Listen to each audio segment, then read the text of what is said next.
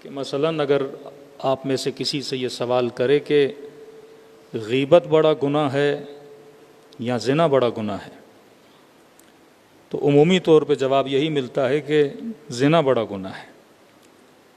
حالانکہ احادیث اس کو اشد من الزنا بیان کرتی ہیں، کیونکہ زنا انفرادی گناہ ہے، غیبت اجتماعی گناہ ہے۔ انفرادی گناہ جب انسان کرتا ہے تو اس کی ذات کو نقصان پہنچتا ہے، اجتماعی گناہ کرنے سے خود کو بھی نقصان پہنچاتا ہے اور معاشرے کو بھی فاسد کرتا ہے۔ لیکن جب اس گناہ کی برائی کو بیان کیا گیا تو بعض روایات تو اتنی سخت ہیں کہ فرمایا جس نے غیبت کی اس کی مثال ایسے ہے جیسے کعبۃ اللہ میں اپنے محرم رشتے کے ساتھ زنا کیا۔ کبھی آپ نے سوچا کہ خدا ایسی مثال کیوں دے رہا ہے؟ کیونکہ اللہ کو بھی پتا ہے کہ میرے ذہن میں زنا بڑا گناہ ہے، اور جب تک گناہ جسمی نہ ہو میں اسے بڑا نہیں سمجھتا، اور جب کوئی بھی گناہ جسمی ہو جاتا ہے جس کا تعلق انسان کے جسم سے ہوتا ہے وہ میری نگاہ میں گناہ بہت بڑا ہوتا ہے۔ تب کہا کہ یہ غیبت کا گناہ اس گناہ سے بھی کیا ہے؟ بدتر ہے۔ یہاں ایک بحث چلی اہل سنت میں اور شیعوں میں اور ایون ہمارے علماء کے بیچ میں بھی کہ نبی بشر ہیں یا نبی نور ہیں، کیونکہ جب لفظ زبان سے ادا ہوتا ہے تو ذہن میں کیا بنتا ہے؟ تصور بنتا ہے۔ مثلا میں کہوں نجف تو آپ کا ذہن فوراً کہاں پہنچا؟ نجف پہنچ گیا۔ میں کہوں گا کربلا تو ذہن کہاں پہنچا؟ کربلا پہنچ گیا۔ خود لفظ کی اہمیت نہیں ہوتی۔ اب یہ جو میں باتیں کر رہا ہوں، لفظ ادا کر رہا ہوں، الف بے تے کی کوئی ویلیو نہیں ہے۔ لفظ کا مطلب یہ ہے کہ جو میرے باطن میں ہے وہ اس کو کیا کرے؟ ظاہر کرے۔ لفظ انسان کے باطن کو ظاہر کرتا ہے، لیکن اگر میں صرف الف بے تے الف بے تے الف بے تے بولتا رہوں تو آپ کو میری کوئی بات بھی سمجھ نہیں آئے گی۔ لفظ محمل ہو، لفظ مستعمل ہو، ایک ایسا لفظ جو معنی رکھتا ہو۔ اب اگر لفظ معنی رکھتا ہے تو اپنے ساتھ ایک تصور بھی لاتا ہے۔ جب میں شعر بولتا ہوں تو آپ کے ذہن میں تصور شعر آتا ہے، جب میں بلی بولتا ہوں تو آپ کے ذہن میں بلی آ جاتی ہے، جب میں انسان بولتا ہوں تو آپ کے ذہن میں انسان آتا ہے۔ تو لہٰذا خدا اگر کسی موضوع کو سمجھانا چاہتا ہے تو وسیلہ کیا ہے سمجھانے کے لیے؟ الفاظ۔ اور الفاظ اپنے آپس میں کیا رکھتے ہیں؟ تصور رکھتے ہیں۔ اور سب سے پہلا تصور جو میرے ذہن میں آتا ہے اگر وہ تصور ہی غلط ہو تو معنی کیا ہو جائے گی؟ غلط ہو جائے گی۔ نبی نور ہیں، نبی بشر ہیں، یہ بحث چلی۔ بعض نے کہا کہ بشر ہیں، بعض نے کہا کہ نور ہیں۔ جنہوں نے دلیل دی بشر ہیں ان کی دلیل یہ تھی کہ بھائی نبی ملائکوں سے افضل ہیں اور ملائک نور ہیں، اور نبی خود کہہ رہے ہیں انما انا بشر مثلکم، میں تمہاری طرح کیا ہوں؟ بشر ہوں۔ تو کہا کہ نبی جب ملک سے افضل ہے اور ملک نور ہے اور نبی بشر ہے تو بشر کیا ہوا؟ افضل ہوا۔ کچھ نے کہا نہیں بشر نہیں ہے، نور ہے، کیونکہ بشر مادے اور مٹیریل کا نام ہے، بشر فنا ہونے کا نام ہے، اور لہٰذا نبی نور ہیں، کیونکہ اللہ اپنے لیے کہتا ہے اللہ نور السماوات والارض، اللہ زمین و آسمان کا نور ہے، اور خود نبی نے کہا کہ اول ما خلق اللہ ہو نوری۔ حالانکہ مسئلہ نہ نور کا تھا نہ بشر کا تھا، مسئلہ لفظ کو سمجھنے کا تھا کہ جب ہمیں نور کے معنی سمجھ نہیں آئیں گے تو ہم کنفیوژن کا شکار ہو جائیں گے۔ اب میں جب لفظ نور لیتا ہوں تو آپ کے ذہن میں سب سے پہلا تصور کس چیز کا آتا ہے؟ روشنی کا۔ اور جب میں کہتا ہوں نبی نور ہیں تو آپ کے ذہن میں کیا آتا ہے؟ نبی روشن ہے۔ تو کیا واقعاً اہل بیت علیہ الصلوۃ والسلام یا رسول خدا اگر کسی گلی سے گزرتے تھے تو کیا یہ مثال ایسے ہے کہ جب گلی سے گزرتے تھے تو جس طرح ایک بلب روشن ہوتا ہے کہ گلی اس طرح روشن ہو جاتی تھی؟ اگر ایسا ہوتا تو پھر چھٹے امام کے جب واقعات پڑھتے ہیں کہ مختلف واقعات میں امام خانہ خدا کی جب زیارت کے لیے جاتے تھے، زوار خانہ خدا کی مدد کرتے تھے، اور کئی لوگ امام کو پہچانتے نہیں تھے۔ اگر چہرے سے لائٹ نکل رہی ہوتی جو ہمارے ذہن میں تصور نور ہے، اگر چہرے سے روشنی نکل رہی ہوتی تو ہر بندے کو پہچاننا چاہیے تھا کہ یہ کون ہے؟ یہ میرا امام ہے۔ لیکن وہ شخص کہتا ہے کہ جب میں نے دیکھا یہ اتنی خدمت کر رہا ہے زوار خانہ خدا کی، اور میں نے رات کے اندھیروں میں سے مناجات کرتے ہوئے سنا، تو یہ آواز مجھے جانی پہچانی لگی، ارے اس آواز کو تو میں نے مدینے میں سنا ہے۔ اور جب میں آگے بڑھا اور چہرے پر نگاہ پڑی تو مجھے پتا چلا یہ میرا چھٹا امام موجود ہے۔ ایسا نہیں کہ اہل بیت اگر گلی میں چلتے تھے یا گھروں میں آتے تھے تو جس طرح آپ کے بلب کی روشنی ہوتی ہے اسی طرح سے ان کے چہروں سے کیا نکلتا تھا؟ نور نکلتا تھا۔ ہاں اگر چاہتے اپنی نیت اور ارادے سے گلی کو روشن کر سکتے تھے، اگر چاہتے تو پوری کائنات کو بھی نورانی کر سکتے تھے۔ تبھی ملتا ہے کہ جب مولا کا ظہور ہوگا اکثر لوگ یہ کہیں گے ہم نے دیکھا تھا پر پہچانا نہیں تھا۔ یہ نہیں نور کا مطلب کہ چہرے سے کیا نکل رہا ہو، روشنی نکل رہی ہو۔ اب نور سے مطلب کیا ہے؟ کیونکہ جب ہمارا تصور ہی لفظ سے غلط ہے تو ہماری معرفت بھی کیا ہو جاتی ہے؟ غلط ہو جاتی ہے۔ اصل مسئلہ امت میں مسلمانوں میں کس چیز کا ہے؟ لفظوں کا مسئلہ ہے نا۔ ایک بندہ ایک لفظ سے ایک معنی لے رہا ہے، دوسرا بندہ لفظ سے دوسری معنی لے رہا ہے۔ اور خدا بھی جب سمجھانا چاہتا ہے تو کن چیزوں کے ذریعے سمجھاتا ہے؟ الفاظ کے ذریعے سمجھاتا ہے۔ تو فرمایا نور سے مراد روشنی نہیں ہے، نور سے مراد علم ہے۔ جو علم خدا دادی علم ہے جو اہل بیت علیہ الصلوۃ والسلام کو ملا، لیکن نور کی تشبیہ کیوں دی گئی؟ یہ بولا جاتا ہے یہ علم ہے، جبکہ علم کی تعریف بھی آتی ہے تو بولا جاتا ہے العلم نور، علم کیا ہے؟ نور ہے۔ علم کو روشنی کیوں بولا جاتا ہے؟ کیونکہ علم چھپی ہوئی چیزوں کو ظاہر کر دیتا ہے۔ آپ ابھی امام بارگاہ میں بیٹھے ہیں، پچھلے کمرے میں کیا ہے، کون ہے، آپ کے پاس علم نہیں ہے۔ وہ چیز آپ سے کیا ہے؟ غائب ہے، چھپی ہوئی ہے۔ لیکن مثلا میں اس کمرے سے آیا ہوں، مجھے پتا ہے کہ وہاں پہ کیا ہے، تو وہ میرے لیے کیا ہے؟ ظاہر ہے۔ آپ کے لیے کیا ہے؟ غائب ہے۔ تو نبی نور ہے، مطلب کائنات کا علم جو ہمارے لیے غائب ہے، ہمیں پتہ نہیں ہے، وہ علم سارا حضرت مصطفیٰ کے پاس موجود ہے۔ کہ جب علم آتا ہے تو جو پتہ نہیں ہے اس کا پتہ لگ جاتا ہے۔ تبھی فرمایا حسین کی مجلسوں میں آؤ، یہاں نور ملتا ہے۔ نور کا مطلب کیا ہے؟ بندہ نورانی بنتا ہے۔ یہ تو نہیں آپ مجلس سے نکلیں گے اور آپ کو 8-10 لائٹیں لگ جائیں گی اور گلی میں جاؤ گے تو لوگ کہیں گے بڑا روشن ہو گیا بندہ۔ ہاں، نور کا مطلب کیا ہے؟ مطلب علم لیتے ہو، تمہارے ذہنوں کو ذکر حسین روشن کرتا ہے، تمہارے ذہنوں کو علم ملتا ہے، اور زندگی گزارنے میں انسان کو کیا ملتی ہیں؟ آسانیاں ملتی ہیں۔ اب رسول نے اس حدیث میں اسی طرح سمجھانے کی کوشش کی کہ ان الحسین مصباح الہدی، حسین چراغ ہدایت ہے۔ لفظ استعمال کیا چراغ کا۔ اب آپ اگر گلگت سے مثلا اسکردو جاؤ، بلتستان جاؤ اور گاڑی رات کو لے کر جا رہے ہو، اب روڈ کو کون دکھاتا ہے؟ جو گاڑی کی ہیڈ لائٹ ہوتی ہے، چراغ ہوتا ہے، اس کا کام کیا ہے؟ روڈ دکھائے۔ خدا نہ خواستہ وہ چراغ بند ہو گیا تو آپ کو روڈ نظر نہیں آئے گا، ایکسیڈنٹ ہونے کا خطرہ ہے۔ تو فرمایا اگر روڈ پر چراغ نہ ہو تو روڈ اور راستہ نہیں ملتا۔ اور ضلالتوں اور گمراہی میں اگر خدا نے کسی کو چراغ بنایا ہے تو حسین ابن علی کو بنایا ہے۔ ہاں؟ یہ چراغ گھروں کو دکھانے کے لیے نہیں ہے، یہ چراغ روڈوں کو دکھانے کے لیے نہیں ہے، یہ چراغ کس کو دکھانے کے لیے؟ راہ ہدایت کو دکھانے کے لیے۔ اب لفظ بدل کر امیر المومنین کے لیے بھی ایسا ہی ایک جملہ ہے کہ علی مع الحق والحق مع علی، علی حق کے ساتھ ہے، حق علی کے ساتھ ہے۔ فرمایا یہ نہ دیکھنا کہ حق کہاں جا رہا ہے، یہ دیکھنا کہ علی کہاں جا رہا ہے۔ 5 منٹ کے لیے رک کے سوچئے یا رسول اللہ کیا یہ ممکن ہے کہ حق کہیں اور جائے اور علی کہیں اور جائے؟ تو یہ کہنا کیوں پڑا کہ یہ مت دیکھنا کہ حق کہاں جا رہا ہے، یہ دیکھنا کہ علی کہاں جا رہے ہیں۔ اب کنفیوژن کب بنتا ہے؟ مثلا رسول خدا دنیا میں تھے، نبی کے ساتھ بڑے ساتھی ساتھ تھے۔ اب ظاہر ہے نبی بھی حق، نبی کا ساتھ دینے والے بھی حق۔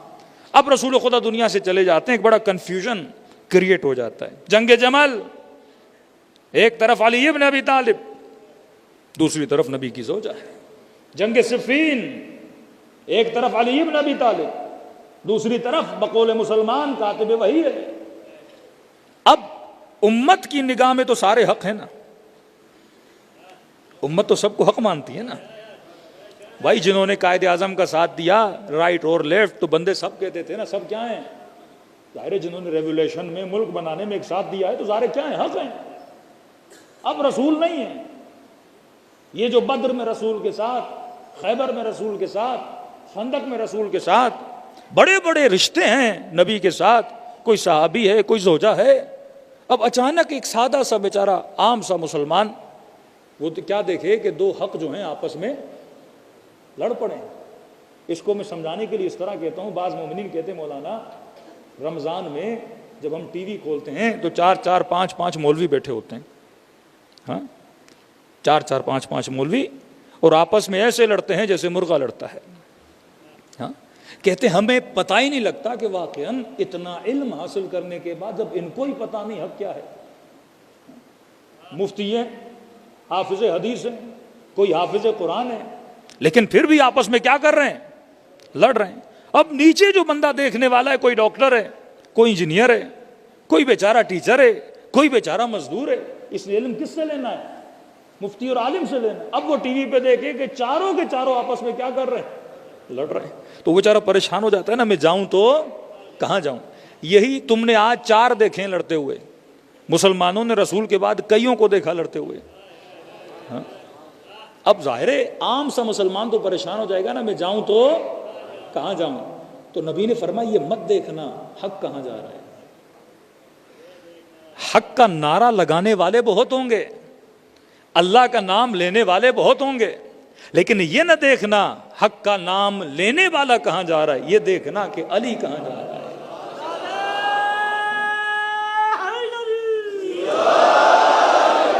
جہاں جہاں علی جائے گا وہیں وہیں پر حق جائے گا. اب اس کو سمجھانے کے لیے ایک اور آسان آپ کو مثال دے دوں. دیکھیے آپ سارے لوگ ایک عالم کی عزت کرتے ہو, کیا یہ عزت میری ذاتی ہے یا میں نے عاریتن لی ہے؟ ایک مرتبہ آپ ایک گھر میں رہتے ہو, آپ کا اپنا ہے. ایک مرتبہ آپ گھر بڑا اچھا ہے لیکن ہے کرائے کا, کبھی بھی بندے کو گھر سے نکالا جا سکتا ہے. آپ ہماری عزت کرتے ہو ہماری وجہ سے نہیں, اہل بیت کی وجہ سے. تو اس میں ہمارا کوئی ذاتی شرف نہیں ہے, یہ شرف کس کا ہے؟ حسین ابن علی کا ہے. عزت ہو رہی ہے حسین کی وجہ سے, عزت ہو رہی ہے ذکر حسین کی وجہ سے. کبھی بھی کوئی خطا ہو جائے, غلطی ہو جائے, یہ عزت کبھی بھی جا سکتی ہے. آقا منتظری کا بڑا نام تھا, لیکن ایک دن آیا وہ نام کیا ہو گیا, خراب ہو گیا. کبھی عزت آتی ہے اور کبھی عزت چلی جاتی ہے, کیونکہ یہ عزت میری ذات کا حصہ نہیں ہے, میں نے لی ہے کس سے؟ آل محمد سے لی ہے. اللہ کی عبادت کروں گا تو اللہ سے عزت ملے گی. اور آسان کر کے سمجھاؤں, آپ مثلا بریانی کھا رہے تھے اور بریانی میں نمک تھا, تو آپ نے کہا کہ اس چاول میں اور اس چاول کے اندر نمکینی کہاں سے آئی؟ تو جواب کیا ملے گا؟ نمکینی آئی نمک سے.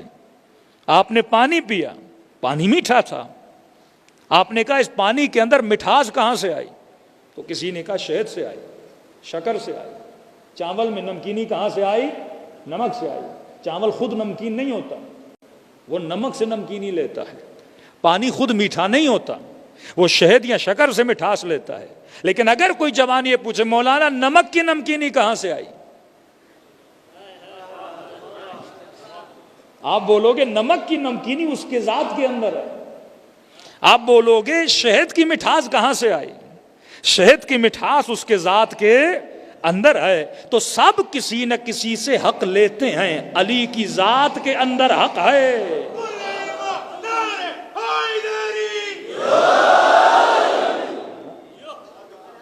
علم ان کی ذات کے اندر ہے. اگر کسی کے محتاج ہیں تو پروردگار عالم کے محتاج ہیں. تو فرما ان کا وجود حق ہے, یہ جہاں مڑیں گے وہیں پر حق چلا جائے گا. فرما ظلمتوں میں اور اندھیروں میں اگر تجھے پہچان نہ آئے کہ ہدایت کا راستہ کون سا ہے, تو یہ دیکھنا کہ حسین کہاں جا رہے ہیں. حسین کیا ہے؟ چراغ ہدایت ہے. اے اندھیروں میں اور ضلالتوں میں راستہ دکھانے والے امام کا نام ہے حسین. اور صرف چراغ ہدایت نہیں ہے، وہ سفینۃ النجات. اور حسین کیا ہے؟ کشتی نجات بھی ہے. اب یہ عجیب جملہ ہے. ایک مرتبہ آپ نے کہا کہ مولانا میں نے کربلا جانا ہے، بتائیے کربلا کیسے جایا جاتا ہے؟ میں نے آپ کو کربلا جانے کا راستہ بتایا کہ بندے خدا پاسپورٹ بنواؤ، ویزا لگواؤ، اگر بائی روڈ جانا ہے تو یہ راستہ ہے، اگر بائی ایئر جانا ہے تو یہ راستہ ہے. میں آپ کو راستہ بتا رہا ہوں، لے کر نہیں جا رہا. کہ حسین کے اندر دو خوبیاں ہیں، حسین راستہ دکھاتا بھی ہے اور جنت تک لے کر بھی جاتا ہے.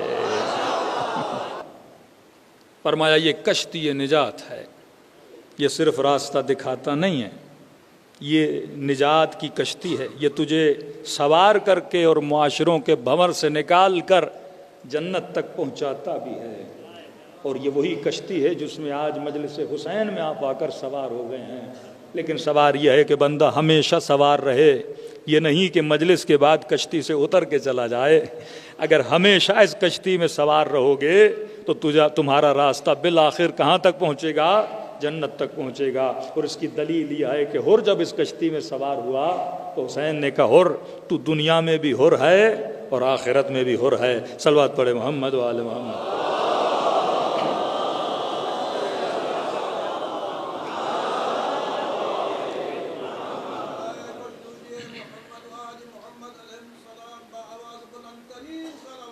اللہم صل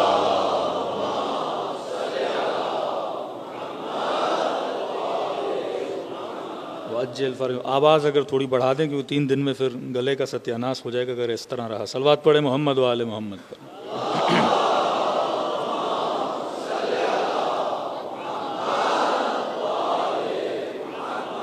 فرمائے چراغ ہدایت بھی ہے اور کشتی نجات بھی ہے. اب اکثر شیعیان حیدر کرار جب مجلس میں آتے ہیں تو ہم سے ایک سوال ہوتا ہے کہ تم کیا کرنے جا رہے ہو؟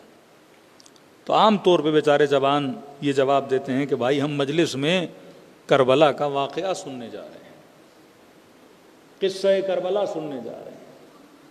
پھر آگے سے یہ جواب ملتا ہے کہ بھائی ایک قصے کو سننے کے لیے اتنا خرچہ،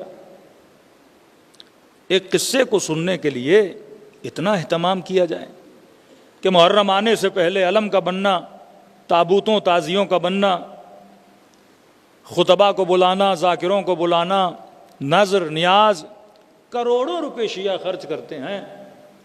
تو کہتے ہیں یہ عقل کے خلاف ہے کہ آپ ایک قصہ اور کہانی سنانے کے لیے لوگوں کو بلاؤ اور کروڑوں روپے خرچ کرو. کیا بہتر نہ ہوتا یہ پیسہ غریبوں پہ لگتا، یہ پیسہ یتیموں پہ لگتا، یہ پیسہ ایجوکیشن پہ لگتا؟ قصہ سنانا ہی تھا. کتاب چھاپ دو لوگ پڑھ لیں کربلا میں کیا ہوا تھا. قصہ سنانا تھا، میڈیا کا زمانہ ہے، ریکارڈنگ کر کے بچوں کو پڑھا دو کربلا میں یہ واقعہ ہوا تھا. جس طرح ہم بدر اور حنین کے قصے سناتے ہیں تم بھی سنا دیا کرو. یہ عبث ہے کہ لوگوں کو فرش اعضاء پہ بلاؤ قصہ سنانے کے لیے، اور وہ بھی ریپیٹڈ قصہ سنانے کے لیے. کوئی 60 کا، کوئی 50 کا، کوئی 40 کا، سب نے سنا ہوا ہے.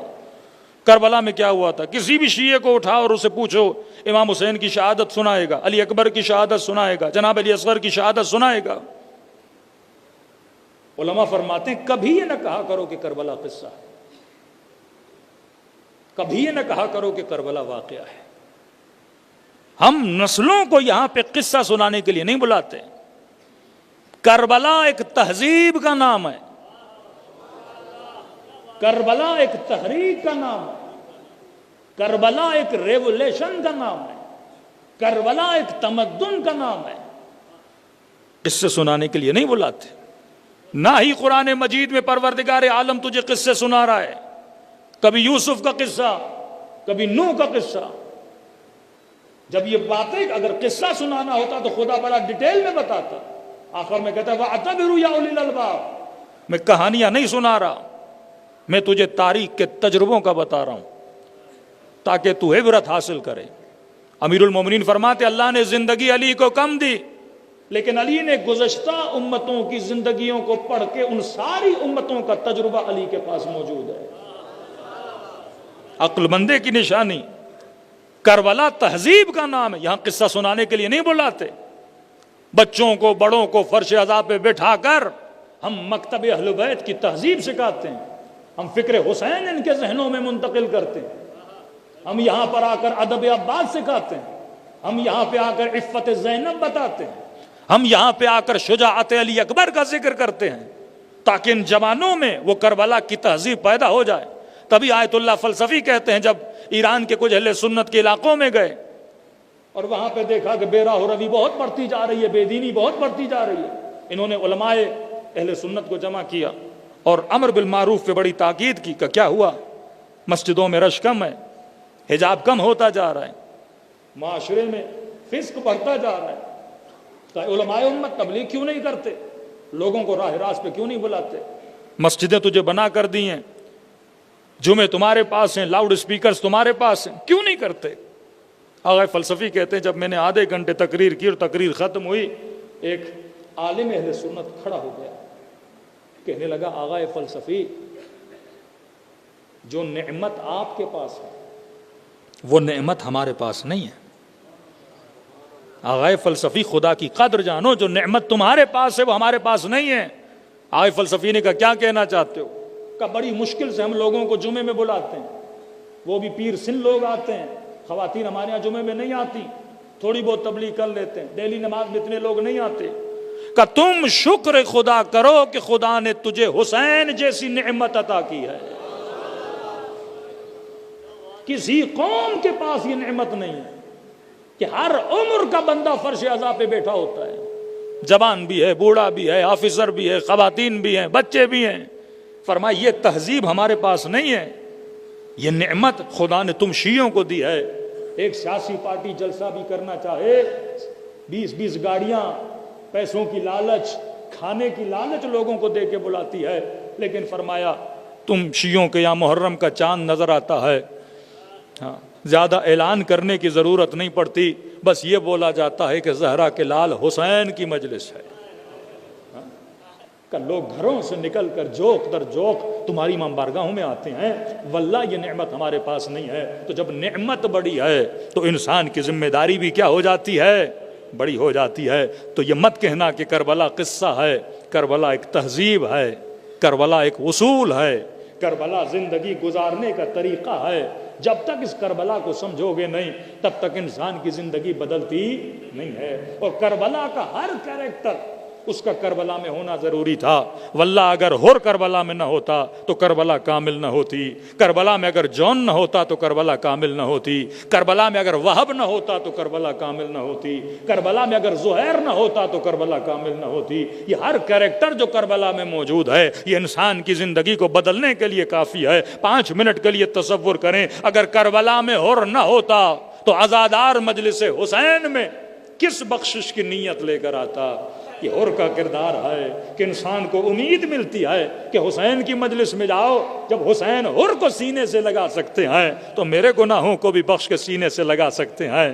کربلا میں مذہب کی تفریق نہیں ہے، کربلا میں وہب موجود ہے جو پہلے مسیحی تھا، حسین سے ملنے کے بعد شیعہ بنا، کربلا میں زہیر موجود ہے جو پہلے عثمانی تھا لیکن حسین کے ملنے کے بعد شیعہ علی ابن ابی طالب بنا، مکتب اہل بیت میں آ گیا۔ کربلا میں غلام موجود ہے، رنگ کا کالا بھی موجود ہے، رنگ کا سفید بھی موجود ہے، کربلا میں 6 مہینے کا بچہ بھی موجود ہے، کربلا میں 4 سالہ سکینہ بھی موجود ہے، کربلا میں جون اور سعید جتنا بوڑھا بھی موجود ہے۔ یہ وہ مقام کربلا ہے جو انسان کو تہذیب سکھاتا ہے، زندگی کرنے کا سلیقہ سکھاتا ہے۔ اب صرف خود کو کربلائی بولنے سے کوئی کربلائی نہیں بنتا، ایک مرتبہ زمین کربلا سے ہو کر آتے ہو، نسبت زمین سے ہوتی ہے، خود کو کربلائی کہلاتے ہو، لیکن حقیقت میں کربلائی وہ ہے جو اپنی زندگی میں اصول کربلا کو پیدا کرنا شروع کر دے۔ اگر کربلائی اصول میری زندگی میں آ جائے تو میری دنیا بھی بدل جائے، میری آخرت بھی بدل جائے۔ صلوات پڑھے محمد و آل محمد۔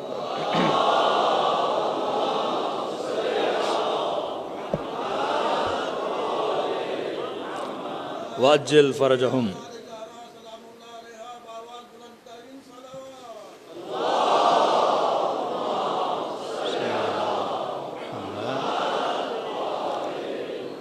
آئیے آج ایک اصل کربلا کی زندگی کا ذکر کریں اور دیکھیں کہ واقعاً ہمارے وجود میں یہ اصل کتنا پایا جاتا ہے۔ اصول کربلا اگر ہماری زندگی میں نہیں تو میرے عزیز زندگی کربلا ہی نہیں. 3 دن میں جتنا بیان کر سکے بیان کریں گے. ایک سب سے بارز ترین اصل یعنی جو سب سے زیادہ نظر آتا ہے کربلا میں امام حسین کی زندگی میں اور اولاد امام حسین کی زندگی میں، وہ اصل کون سا ہے؟ کربلا میں ایک چیز نظر آتی ہے اور اس کا نام ہے خوف پروردگار عالم. کربلا میں خوف پروردگار عالم نظر آتا ہے. سیدہ زینب کو دیکھیں خدا کا خوف نظر آتا ہے. امام حسین کو دیکھیں خدا کا خوف نظر آتا ہے. حور کا پلٹنا دیکھیں خدا کا خوف نظر آتا ہے. اب معصوم فرماتے ہیں صرف یہ کہنا کہ میرے دل میں خوف خدا ہے یہ کافی نہیں ہے. آج ہر مسلمان بولے میں بہت اچھا مسلمان، ہم بولے ہم بہت اچھے شیعہ ہیں، یہ مومن بولے کہ میرے دل میں تقوی پروردگار عالم بہت زیادہ ہے، کہنے سے کچھ نہیں ہوتا. میرے معصوم فرماتے ہیں جب تک تیرے اندر یہ نشانیاں نظر نہ آئیں تب تک نہ سمجھنا کہ تیرے اندر خوف پروردگار عالم. خوف خدا ہونے کی نشانیاں ہوتی ہیں. جس طرح ہم شیعہ ایک بہت بڑا دعویٰ کرتے ہیں وہ یہ ہے کہ ہم کہتے ہیں ہمارے سینوں میں غم حسین ہے. ہمارے بھائی بھی کہتے ہیں ہمارے سینوں میں غم امام حسین ہے. ہم کہتے ہیں یزید بہت برا تھا. ہمارے بھائی بھی کہتے ہیں یزید بہت برا تھا. لیکن کہتے ہیں ہم ماتم نہیں کرتے، ہم تمہاری طرح گریہ نہیں کرتے. ہم اس کی دلیل کیا دیتے ہیں؟ ہم کہتے ہیں غم کیفیت باطنی ہے. آج آپ خوش ہوں یا غمگین ہو مجھے کیسے پتا چلے؟ بندہ ہنسے گا تو کہوں گا خوش ہے، بندہ روئے گا تو کہوں گا غمگین ہے، بندہ شرمندہ ہوگا چہرہ لال ہو جائے گا تو کہوں گا کیا ہو رہا ہے؟ شرمندہ ہو رہا ہے. حب اور بغض باطنی کیفیت ہے. باطن جب تک ظاہر نہ ہو تو پتہ نہیں لگتا. ہم نے کہا جب تک آنکھوں سے آنسو گریں گے نہیں تو مجھے کیسے پتا کہ دل میں غم حسین ہے؟ کیفیت باطن ہے. جب تک باطن آج مثلا اہل سنت کے بہت بڑے عالم طارق جمیل صاحب جب واقع کربلا پڑھتے ہیں اور آنکھوں سے آنسو بہتے ہیں تو ہم کہتے ہیں نا اس کے دل میں غم حسین موجود ہے. یہ کیسے ممکن ہے؟ تو ایک عام سا ڈرامہ دیکھتا ہے، ڈرامہ جس میں کوئی ایموشنل سین آتا ہے تو رو پڑتا ہے. ایموشنلی انسان رو پڑتا ہے. تو کیسے ممکن ہے تو یہ سنے کہ فرزند رسول کو کربلا کے میدان میں کاٹا گیا، نواسیوں کو تماچے مارے گئے، اور وہ دعوی محبت بھی کرے لیکن آنکھوں سے آنسو نہ گرے. ہر شے کی نشانی ہوتی ہے. معصوم فرماتے ہیں اگر دل میں خوف پروردگار عالم ہے تو خوف خدا کی 5 نشانیاں ہیں. یہ صرف کہنا کافی نہیں کہ میرے دل میں خوف خدا ہے. اے جوان اگر تیرے دل میں خوف خدا ہے تو مولا حسین فرماتے پہلے دیکھ تیرے اندر یہ نشانی ہے کہ نہیں ہے. اگر یہ نشانی ہے تو تو مالک خوف خدا ہے، صاحب خوف ہے. لیکن اگر یہ نشانی نہیں ہے تو یہ صرف دعویٰ ہے. بالکل اسی طرح جو کہتے ہیں غم ہے پر آنکھوں سے آنسو نہیں آتے. تو خوف کی نشانی ہوتی ہے. خوف بھی کیفیت باطنی ہے. اس وقت میں ڈرا ہوا ہوں یا خوش ہوں آپ کو کیا پتا؟ خوف ایک کیفیت باطنی ہے. فرمایا کیسے پتا چلے گا؟ فرمایا پہلی نشانی جو خوف پروردگار عالم رکھتا ہے، پہلی نشانی یہ ہے کہ وہ خدا کو ناظر مانتا ہے. اگر تو خدا کو ناظر مانتا ہے تو سمجھو تیرے اندر خوف خدا ہے. ناظر کا مطلب یعنی یہ تیرا بلیو ہے، یہ تیرا ایمان مستحکم ہے کہ ہر لمحہ مجھے پروردگار عالم دیکھ رہا ہے. وہ سیدہ زینب جو زندان شام کی اندھیری راتوں میں نماز تہجد کے لیے اٹھے، یہ خوف خدا آج نسلوں میں پایا جاتا ہے. اس اللہ کی آنکھ پہ ہے کسی کو ایمان؟ صدیوں سے ہمارے نسلیں سنتی آ رہی ہیں دجال کی آنکھ، دجال کی آنکھ. ارے جتنا تجھے دجال کی آنکھ پہ ایمان ہے اتنا اللہ کی آنکھ پہ ایمان ہے. آج ایک ہی آنکھ پہ ایمان ہے، وہ کیمرے کی آنکھ ہے، وہ سرمایہ دارانہ آنکھ ہے، وہ دشمن خدا کی آنکھ ہے.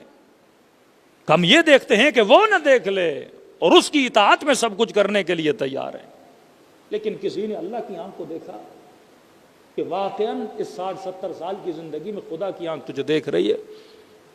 امام حسین کے پاس ایک جوان آیا، مولا کوئی راستہ ہے کہ انسان گناہ کر سکے کسی ایسی جگہ. امام نے کہا ایک راستہ ہے. کہا مولا کون سا؟ کہا ایسی جگہ جا کر گناہ کر جہاں خدا نہ دیکھے. کہنے لگا مولا حسین ایسی کوئی جگہ نہیں. کہا جب تجھے پتا بھی ایسی کوئی جگہ نہیں تو ایسے سوال حسین سے کرتا کیوں ہے؟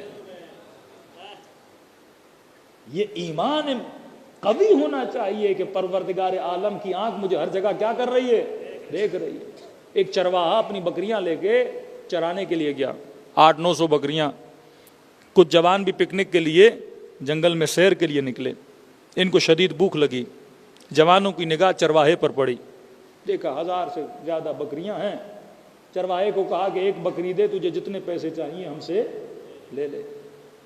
چرواہے نے کہا کہ بکریاں میری نہیں ہیں، امانت ہے، لوگوں کی امانت ہے.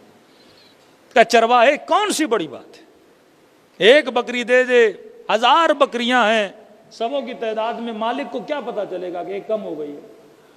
ہاں ایک دے دے.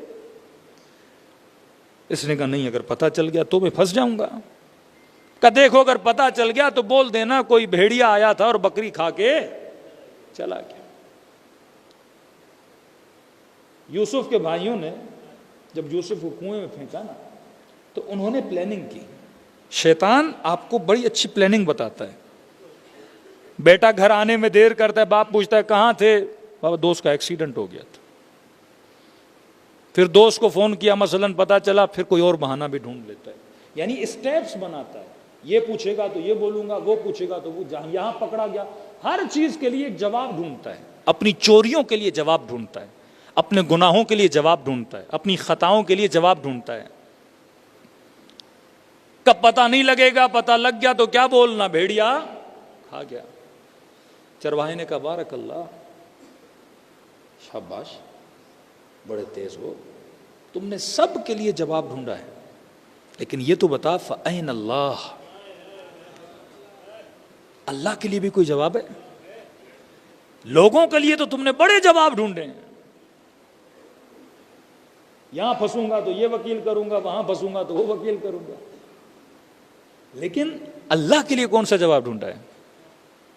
ایک یوٹیوب پہ بندہ تھوڑی فنی چیزیں بناتا ہے سیاسی حالات پہ. تو سنا ایک بندہ انٹرویو دینے آیا کہ مجھے نگران وزیر اعظم بننا ہے. تو اس کی سی وی وہ پڑھ رہا تھا. کہ آپ کے کارنامے کیا ہیں، آپ کی ایبلٹی کیا ہے، کیا کر سکتے ہیں آپ؟ کہ پہلی ایبلٹی میری یہ ہے کہ میں کسی چوری کو چھوٹی چوری نہیں سمجھتا. جو بھی آئے میں کھا لیتا ہوں، وہ چاہے گٹر کا ڈھکن ہی کیوں نہ ہو. بینک کا لون معاف کروانا وہ بھی ہڑپ لیتا ہوں، زکوٰۃ کا پیسہ وہ بھی ہڑپ لیتا ہوں. کہ چلیں یہ تو بڑی اچھی ہمارے کام کی ایبلٹی ہے. ہاں.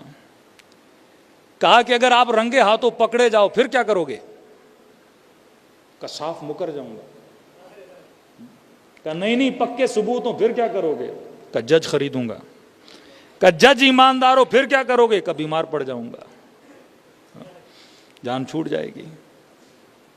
تو ہم نے ہر شے کے لیے اس دنیا میں بہانے ڈھونڈ کے رکھے، لیکن آج تک کسی نے سوچا فَأَيْنَ اللَّهُ، کہ واقعاً تم پروردگار عالم کو جواب کیا دو گے؟ چھٹے امام کے پاس ایک شخص ہے، مولا میں گناہ کرنا نہیں چاہتا لیکن کیا کروں، عادت ہے. امام نے کہا اللہ کو حاضر ناظر مانتے ہو؟ کہ جی مولا میرا ایمان ہے. کہ یہ بتا اگر گناہ کرتے وقت وہ دیکھیں جو تیری عزت کرتے ہیں، سلام کرتے ہیں تجھے، ان کے سامنے گناہ کرو گے؟ حاجی صاحب بولتے ہیں تجھے، ظاہر بولتے ہیں، عزادار بولتے ہیں، مولانا بولتے ہیں، علامہ بولتے ہیں، جو عزت کرتے ہیں نا، ان کے سامنے کا نہیں مولا اتنا بے حیا نہیں. کہا جن کی تو عزت کرتا ہے ان کے سامنے گناہ کرو گے؟ ایک مرتبہ کچھ ہماری عزت کرتے ہیں، ایک مرتبہ کچھ لوگ ہیں جن کی ہم عزت کرتے ہیں، ان کے سامنے کرو گے؟ اپنے استاد کے سامنے، کسی بڑے عالم کے سامنے؟ کہا نہیں مولا اس کے سامنے گناہ نہیں کروں گا. امام نے کہا ماں کے سامنے گناہ کرو گے؟ کہا مولا اتنا بے حیا نہیں، ماں کے سامنے گناہ کر. چھٹے امام نے کہا میرے آخری سوال کا جواب دے. اگر 6-7 سال کا بچہ دیکھے اس کے سامنے گناہ کرو گے؟ کہتا نہیں مولا میں اتنا بے حیا نہیں کہ بچے کے سامنے گناہ کر. کہتا یہ جواب دینا تھا، میرے چھٹے امام زار و قطار رونے لگے. کہ عجیب مسلمان، 6 سال کے بچے کی عزت ہے کہ وہ دیکھ رہا ہے تو گناہ نہیں کرتا، کیا میرے رب کی عزت 6 سال کے بچے جتنی بھی نہیں؟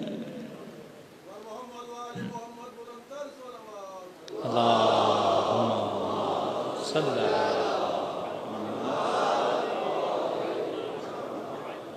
یہاں تیرا ایمان ہے خدا دیکھ رہا ہے، یہاں تیرا ایمان نہیں ہے۔ اگر تیرا ایمان ہے اللہ کی آنکھ کو ناظر مانتا ہے تو بندے کے وجود میں کیا ہونا چاہیے؟ خوف پروردگار عالم ہونا چاہیے۔ اب کبھی کبھی یہ ہوتا ہے بندہ با تقویٰ ہوتا ہے لیکن انجانے میں اس سے غلطی ہوتی ہے، تو علماء فرماتے ہیں ایسے بندوں کو خدا خواب کے عالم میں بیدار کرتا ہے تاکہ اسے اپنی غلطی کا احساس ہو اور اپنی غلطی کو کیا کرے؟ صحیح کرے۔ ایک بہت بڑا تاجر تھا، بیواؤں کی مدد کرتا تھا، یتیموں کی مدد کرتا، بچیوں کی شادیاں کرواتا، لوگوں کے گھروں میں راشن بیچتا، یعنی پورے اہل علاقہ میں مشہور تھا کہ اس سے بڑا کوئی خیر نہیں ہے۔ ایک دن یہ رات کو سو گیا، خواب کے عالم میں اس نے دیکھا کہ یہ مر گیا ہے اور اس کا حساب و کتاب ہو رہا ہے۔ ملائکہ اس کا سارا چیک کر رہے ہیں، تم نے یہ اچھائی کی، تم نے یہ اچھائی کی، سب کچھ چیک ہو کے مجھے کیا بولا؟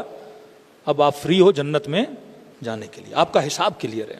کہتا بڑا خوش ہوا، الحمدللہ حساب کلیئر ہوا اور مجھے جنت کی طرف بھیجا جا رہا ہے۔ انہوں نے کہا کہ بس آگے بڑھو گے، یہ چھوٹی 3-4 پہاڑیاں ہیں، ان کو کراس کرو گے اور آگے کیا ہے؟ جنت ہے۔ میں نے کہا بڑی بات نہیں ہے، چھوٹی پہاڑیاں تھیں، بالکل چھوٹی پہاڑیاں، کہ بس یہ 3-4 پہاڑیاں پار کرو اور آگے جنت کا راستہ ہے، سیدھا جنت۔ اب اس کا کام کیا تھا؟ یہ تاجر تھا، کیا بیچتا تھا؟ چنے، بڑی مقدار میں، ہول سیل کا اس کا بزنس تھا، مارکیٹ میں چنے بیچتا تھا۔ اب کہتا ہے جب پہاڑی کے قریب پہنچا تو میں نے کیا دیکھا؟ یہ پہاڑیاں مٹی کی نہیں ہیں، چنوں کی ہیں۔ مٹی کی پہاڑی ہو تو بندہ چڑھے اور پہاڑی کو کراس کر کے آگے بڑھ جائے، اب چنے کی پہاڑی کا مطلب یہ پاؤں رکھتا پاؤں اندر چلا جاتا۔ کہتا ہے کوشش کرتا رہا، چنے پہ کیا چڑھے بندہ؟ ہاں، ایک چاول کا پہاڑ ہو، چنے کا پہاڑ ہو تو بندے کا پاؤں ہی اندر چلا جائے، کوئی محکم چیز ہو کہ بندہ اوپر بھی چڑھ پائے نا۔ کہتا ہے بڑی کوشش کی، پہاڑی پہ چڑھائی نہیں، اور اسی کوشش کرتے کرتے نیند سے اٹھ پڑا۔ 5 منٹ کے لیے سوچا یہ کیا خواب تھا؟ حساب کلیئر ہے، جنت تیرے سامنے ہے، لیکن جانے کے لیے پہاڑیوں کو پار کرنا پڑتا ہے، اور پہاڑیاں چنے کی اور میرا بزنس کون سا ہے؟ چنے کا ہے۔ پریشان ہوا، مارکیٹ میں آیا، کتاب اٹھائی، حساب و کتاب کیا، کہیں کسی کا قرضہ، کہیں کسی کے پیسے تو نہیں ہے میں نے دینے، بڑا حساب کیا، کوئی چیز نظر نہیں آئی۔ شاگرد کو بلایا، میں نے کہا صحیح سی بتا، تم نے خرید و فروش میں، بیچنے میں کوئی کم و بیشی تو نہیں کی؟ کہا نہیں استاد جی ہر چیز صحیح بک رہی ہے، یہ لکھا ہوا اتنا بیچا۔ کہا نہیں صحیح بتاؤ، کہیں 1 گرام 2 گرام بیچنے میں تو کمی بیشی نہیں کی ہے؟ کہتے ہاں استاد جی ایک کام ہم کرتے ہیں۔ کہا کیا کرتے ہیں؟ کہا بیچتے وقت ہم چنوں کو پانی لگاتے ہیں، زیادہ نہیں، 100 گرام وزن بڑھ جاتا ہے، یعنی 1 کلو بیچنا ہو تو 100 گرام پانی ہوتا ہے، 900 گرام چنے ہوتے ہیں۔ اس نے کہا بدبخت یہ کام کیوں کرتے ہو؟ مجھے نہیں بتایا۔ وہ کہا مرسوم ہے پورے بازار میں، ہم نہیں کرتے، بازار کا ہر چنے بیچنے والا کیا کرتا ہے؟ پانی لگاتا ہے۔ کہا تم نے ان سب کے ساتھ قیامت میں اٹھنا ہے یا علی بن ابی طالب کے ساتھ اٹھنا ہے؟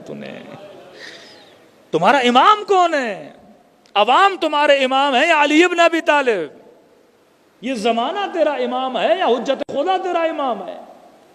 کہ اب جتنوں کو بیچا ہے وہ سارا پیسہ اس نے نکالا اور رد مظالم کی نیت کر کے اس نے راہ خدا میں دیا۔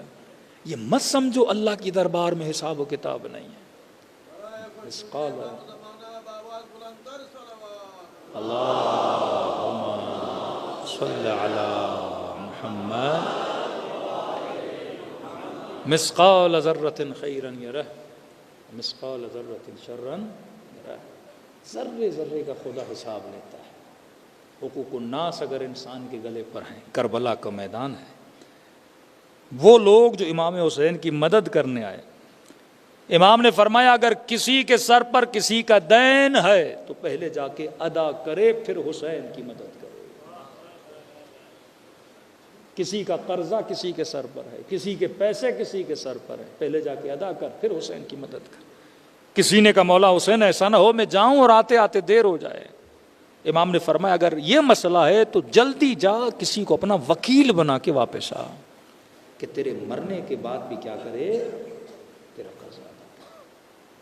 جو چیزیں آپ کے سر پر ہیں، خوف خدا اگر ہو تو بندہ اپنے جیتے جی مسائل کو حل کر کے چلا جائے۔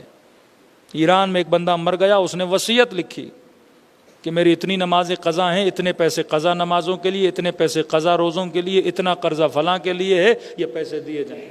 مولانا کہتے جب ہم وصیت پہ عمل کرنے کے لیے آئے، بیٹوں کو کہا کہ یہ باپ نے پیسہ بولا تھا نمازوں کے لیے روزوں کے لیے، انہوں نے کہا جب اس نے نہیں پڑھی ہم کیوں پڑھائیں۔ تو کبھی اولاد پہ بھی بھروسہ یہ نہیں ہونا چاہیے، اپنی زندگی میں بندہ نکال کے ادا کر دے، کیونکہ جب تک تو زندہ ہے یہ اختیار کس کے پاس ہے، تیرے پاس ہے، پروردگار عالم نے دیا ہے۔ دو جوان آئے نا رسول خدا کے پاس، اور ان کے پاس گودام تھا پورا کھجوروں کا، اور انہوں نے سارا گودام اپنے والد کے ایصال و ثواب کے لیے اللہ کی راہ میں دے دیا۔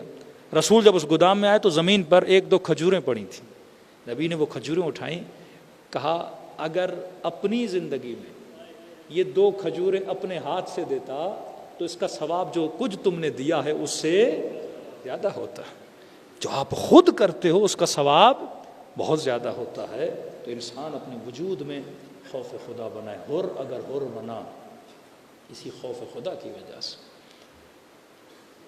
یہ صفت اگر انسان کے وجود میں نہ ہو نا، خوف الہی کی صفت۔ اب یہ میں نے پڑھا نہیں ہے لیکن ایک عالم سے یہ واقعہ سنا کہ کربلا میں امام حسین ہم نے کیا کہا، چراغ ہدایت، ہدایت مولا کی ذات میں۔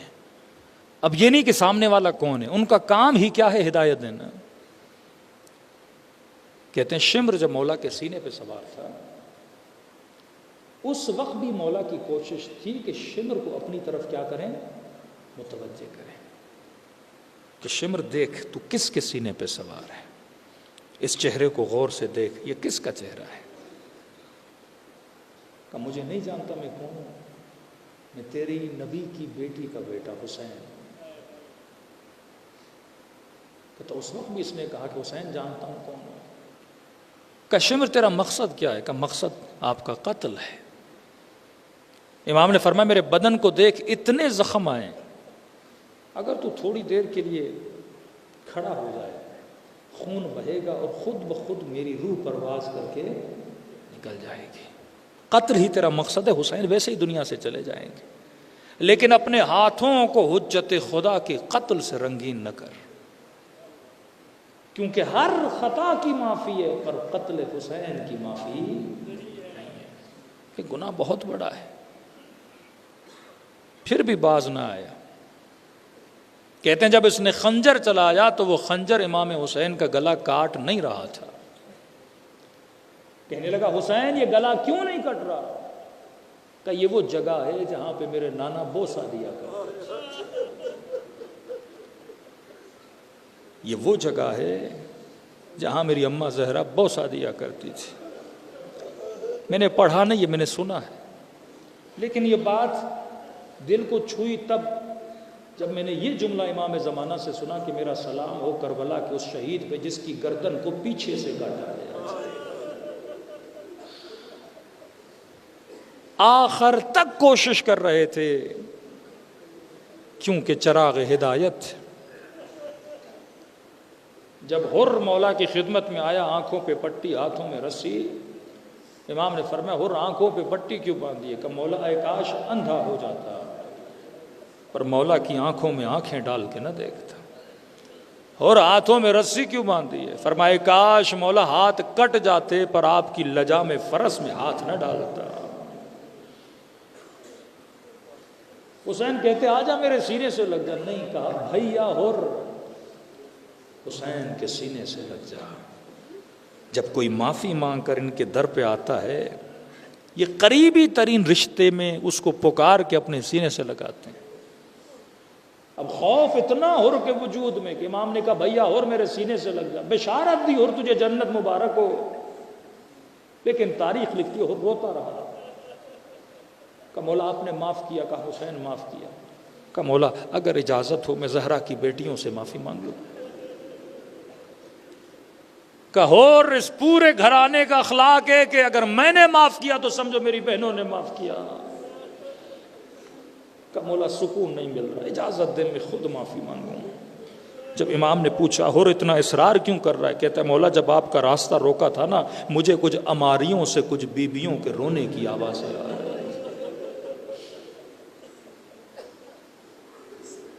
یہ اخلاق غر تھا. یہی اخلاق لے کر اگر مجلس میں آؤ گے تو اس طرح اہل بیت مومنوں کو اپنے سینے سے لگاتے ہیں. کل انشاءاللہ جوانوں کا واقعہ بھی نقل کروں گا کہ کس قدر ثواب ہے مجلس امام حسین میں آنا. چھوٹے سے چھوٹا کام بھی امام اپنی ڈائری میں لکھتے ہیں جو مومن عزاء حسین کے لیے انجام دیتا ہے. بندہ اگر عاشق ہو تو اپنے معشوق کی زیارت کے لیے تڑپتا ہے. عشق ہو پر تقاضے دیدار نہ ہو, یہ عشق ایسا. کسی مومن نے دیکھا, بوڑھا تھا, کہ لوگ بسوں میں سوار ہو کے کربلا کی طرف جا رہے ہیں. اس کی آنکھوں میں آنسو بھرا ہے. دوڑا دوڑا گھر گیا, مصلی پہ بیٹھا, رو کے کہنے لگا مولا حسین کیا تیری زیارت صرف امیروں کے لیے ہے؟ کیا تیری کربلا صرف صحت مندوں کے لیے؟ مولا میں غریب ہوں, کربلا نہیں آ سکتا. کیا کہیں گے ملائک, اے بدبخت قبر میں حسین کی ایک زیارت کا ثواب لے کر نہیں آئے. مولا آپ تو کریم ہے. کریم کا مطلب جو کسی کو کسی نعمت سے محروم نہ کرے. بوڑھا کہتا ہے رو رو کے مجھے نیند آ گئی, خواب کے عالم میں حسین کی زیارت نصیب ہوئی.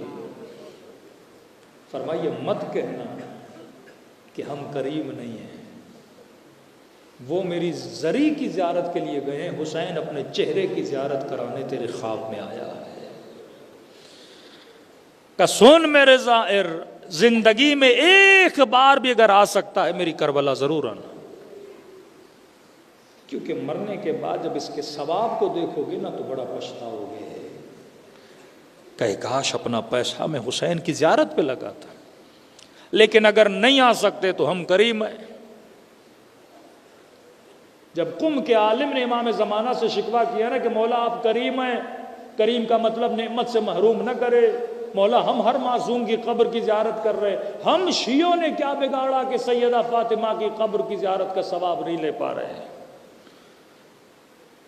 امام کی زیارت ہوئی, امام نے کہا قبر چھپانا مصلحت تھی, لیکن یہ مت کہو کہ ہم نے زیارت سے محروم رکھا ہے. ہم کریم ہیں.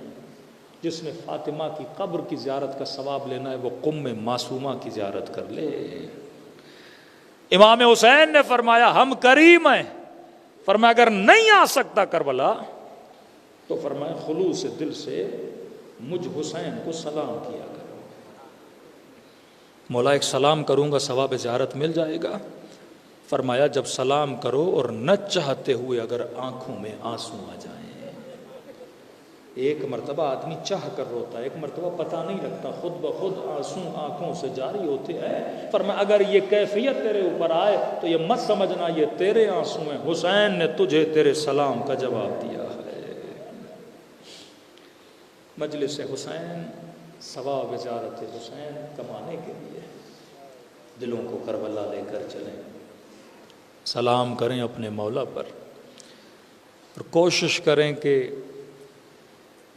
اس طرح سلام کریں جس طرح کربلا میں بی بی زینب نے سلام کیا. السلام علی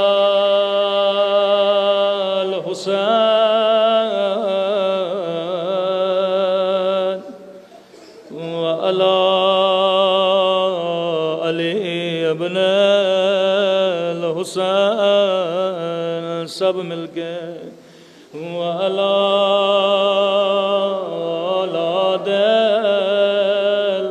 الحسین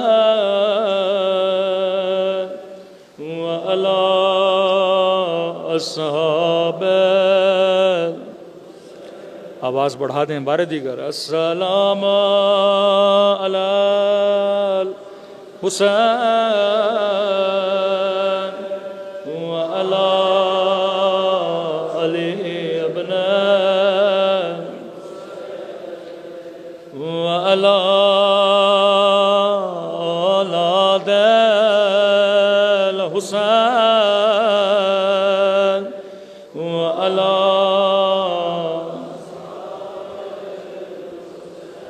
بلند آواز سے السلام علی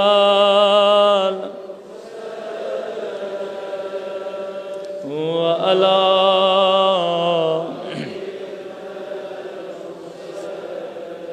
وعلی اولاد وعلی اصحاب، سب مل کے السلام علی الحسین وعلی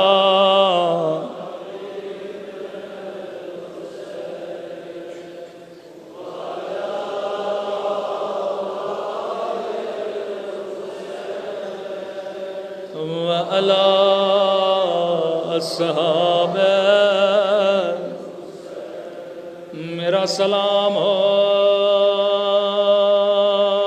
زینب کی لٹی ہوئی چادر پہ،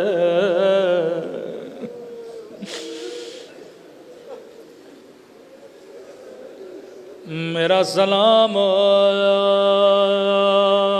رباب کی اجڑی ہوئی گودی پہ،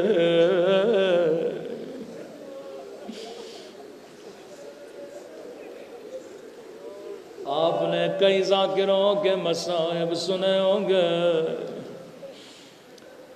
سب سے بڑا ذاکر امام زمانہ ہے، جب کبھی دل کرے رونے کا تو زیارت ناہیہ بڑا کرو، ناہیہ امام زمانہ کا نوحہ ہے، سنیں گے اپنے جد کے مصائب کیسے بیان کرتے، زیارت ناہیہ میں مولا کے کچھ سلام ہیں، کسی بھی مظلوم کا نام نہیں لیتے پر مظلومیت کا ذکر کرتے ہیں، قدیمی ازادارو سمجھنا تیرا کام ہے، فرمایا میرا سلام ہو ان ننے سے رخساروں پہ، اللہ جانے یہ کس بی بی کے رخسار، نشانی خود بتاتی، فرمایا میرا سلام ننے سے رخساروں پہ، او جن کا رنگ بدلتا رہا، یہ نہیں کہا جن کا رنگ بدل گیا بلکہ بدلتا رہا، کبھی شمر کے تماچوں نے رنگ نیلا کیا، کبھی ظالم کے تماچوں نے رنگ کالا کیا، آواز تھوڑی بڑھا دیں بہت کم ہے آواز، رسول خدا کی حدیث ہے، مسلمانوں کبھی حیوان کو بھی منہ پہ نہ مارا کرو، انہوں نے نبی کی نواسیوں کو چہرے پہ تماچے مارے، جب بابا کا کٹا ہوا سر سکینہ کی گودی میں آیا، رو رو کے کہنے لگی او میرے غریب الوطن بابا، او میرے پیاسے بابا، بابا ذرا آنکھیں کھولو، ذرا میرے زخمی رخسار دیکھو۔ بابا تیری سکینہ کا رخسار چھوٹا تھا لیکن ظالم کا ہاتھ بڑا تھا۔